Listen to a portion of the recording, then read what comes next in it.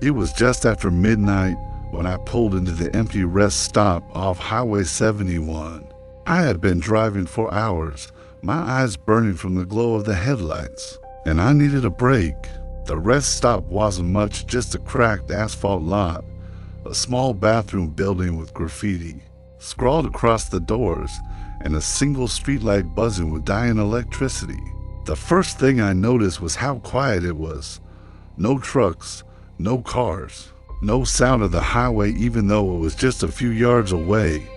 Just silence. The kind of silence that makes you feel exposed, as though the world is holding its breath. I stepped out, stretching my stiff legs. The air smelled faintly of oil and damp earth. I left my car running, headlights pointed toward the tree line at the far end of the lot, and that's when I saw him. At first, I thought it was just a shadow cast strangely by the light, a figure standing near the trees, back turned to me, as still as a statue. He wasn't smoking, not on his phone, not moving at all, just standing there, facing the woods. I froze. Something about the way he stood to rigid, to deliberate set off every alarm bell in my head. After a long moment, he turned his head, not his body, just his head, slowly, unnaturally. His face caught the flickering light. His eyes reflected it like an animal's, too bright, too sharp. He just stared at me, and even though we were 50 feet apart, I swear I felt that stare press against my chest. I muttered something under my breath and slid back into my car, locking the doors. My pulse hammered as I tried to convince myself I was overreacting. Just a guy, just someone resting like me. But then he started walking, not toward the bathroom, not toward a car, toward me. His steps were slow, steady, deliberate, and the whole time his face never changed. It was frozen in an expression I can only describe as wrong, like a mask stretched too tight. No blink, no twitch, just that blank, staring face moving closer. I fumbled for the gear shift, my hands slick with sweat. My headlights illuminated him more clearly now. His clothes were odd, outdated, an old flannel shirt, torn at the sleeves, jeans that looked like they hadn't been washed in years. His skin was pale, almost gray, and yet somehow clean, like polished porcelain. I slammed the car into reverse, tires screeching against the pavement. He didn't flinch. He just kept walking. Same pace, same blank face. As I turned, I risked one last look in the rearview mirror. He had stopped right under the flickering streetlight, and he was smiling. Not a normal smile, too wide, too still, as though carved into his skin. I didn't stop driving until I was 20 miles down the highway, but the whole time I had the sickening sense that if I looked in the rearview mirror, I'd see him again, standing under another light, waiting. When I was 14, my family moved into an old farmhouse in upstate New York. From the outside it looked ordinary, peeling white paint, a leaning barn, fields that stretched into woods, but inside, the air always felt colder than it should. Not just chilly, heavy. My mom said it was old house draft, but it sank into your bones in a way I've never felt anywhere else. The strangest part of the house wasn't the creaking floors, or the fact that the lights dimmed whenever we turned on the microwave. It was the basement. The first time I went down there, I noticed a door that didn't make sense. It was wooden, painted the same yellow color as the wall, with a rusty padlock clamped over the handle. The basement itself was unfinished, just stone walls, pipes rattling, and a dirt floor in places. That one door stood out because it didn't belong. It wasn't on the blueprints my dad showed me. He laughed when I asked about it and said it was probably just an old coal chute, but coal chutes don't have padlock doors, do they?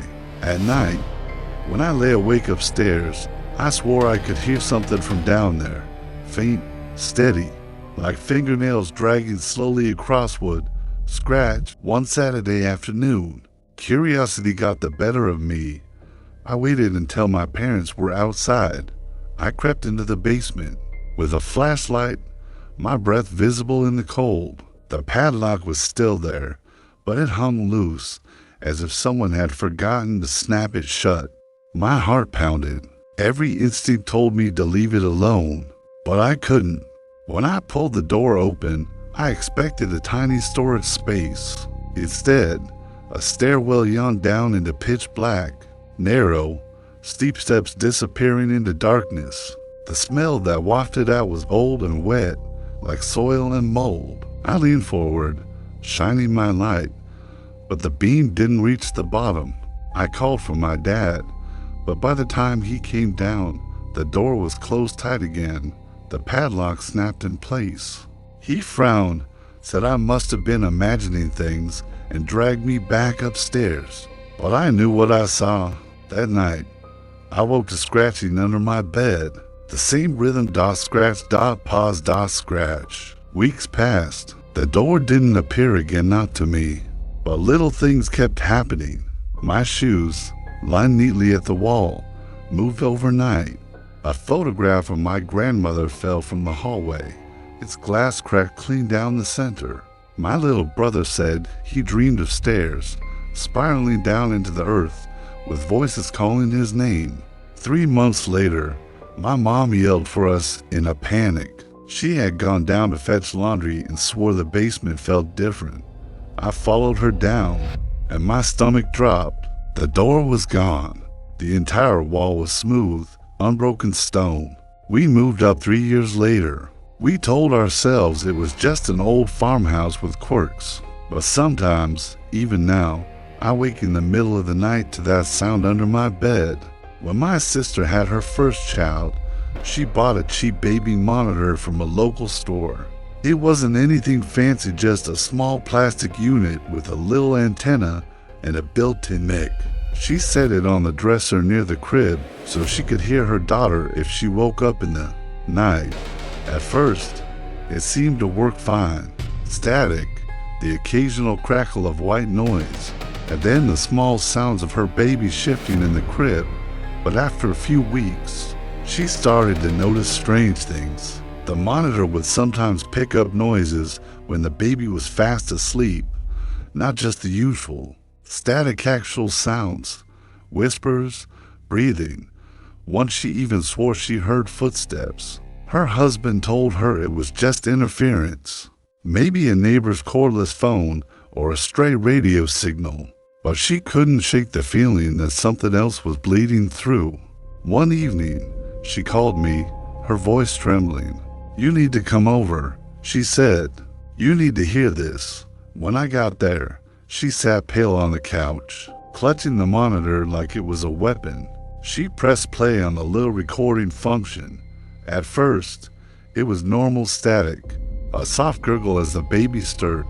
Then the sound shifted, a voice, deep, male, low, and broken. Not words exactly, more like fragments, syllables dragged through static. It repeated again and again, growing clearer. "Can see you, can see you." My sister covered her mouth. Her baby giggled in the background of the recording, like she was responding to the sound. We raced upstairs to check on her, but she was asleep, breathing slow and even.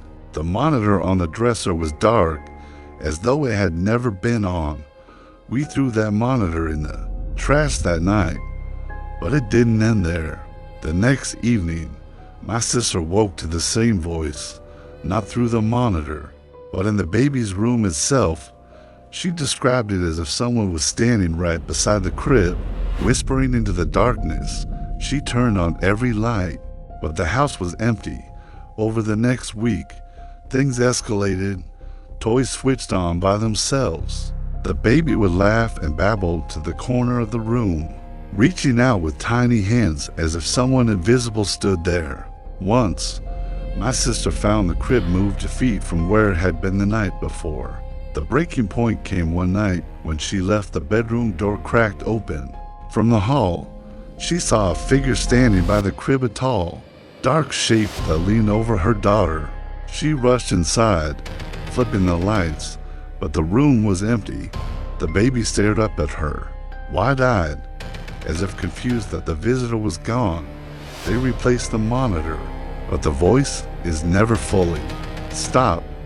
Even the new unit sometimes crackled with words that didn't belong. Now, years later, my niece doesn't remember it, but my sister swears that even as she grew older, she would sometimes wake up in the middle of the night, staring into the corner of her room, whispering quietly as though answering someone. And when she asked her once, "Who are you talking to, sweetie?" her daughter simply said, "The man from the monitor." I was driving through Arizona on a solo road trip, the kind where you get lost in the desert highways and the horizon feels endless. The sun had set hours before, leaving the desert in total darkness except for the occasional glow of gas stations and the eerie red taillights of distant trucks. By midnight, exhaustion pressed on me like a weight. My eyelids grew heavy, and I knew I couldn't keep pushing. That's when I saw the glowing sign, Desert View Motel, vacancy. The place was as cheap as it looked. A row of identical doors, a buzzing neon sign, and a cracked parking lot surrounded by desert nothingness. The manager handed me a key. Without much conversation, his eyes avoiding mine like he'd seen too many travelers come and go. My room was on the second floor. Inside, it was basic, 2 beds with stiff floral covers, a bolted-down TV, and curtains that didn't quite close over the window. A thin strip of glass showed the black night outside, and beyond it, endless desert. I tried to settle in, but sleep didn't come easy. Around 2 in the morning, a sound woke me, soft tapping, like fingernails against glass. I froze, my ears straining. The tapping grew more deliberate, against every instinct. I turned toward the window. A face was pressed against the glass. It wasn't human. The skin was pale gray, stretched taut like leather. Its eyes were far too large, round, and unblinking, reflecting the faint light from the parking lot. The mouth stretched into a smile wide, impossibly wide, that didn't move even as the thing breathed. I watched the glass fogged under its nose, proof that it was real, alive, inches from me. My breath caught. My mind scrambled for logic, maybe a prank, maybe some drunk, maybe a mask, but no one could stand there. I was on the second floor. The tapping grew louder, faster. Then, as suddenly as it started, the face was gone. I sat frozen for minutes, staring at the empty window. Finally, I worked up the courage to pull the curtains tight. My heart thudded as I lay back down, convincing myself it was a hallucination brought on by exhaustion. Morning came. I forced myself outside, walking around the building to prove to myself it was impossible.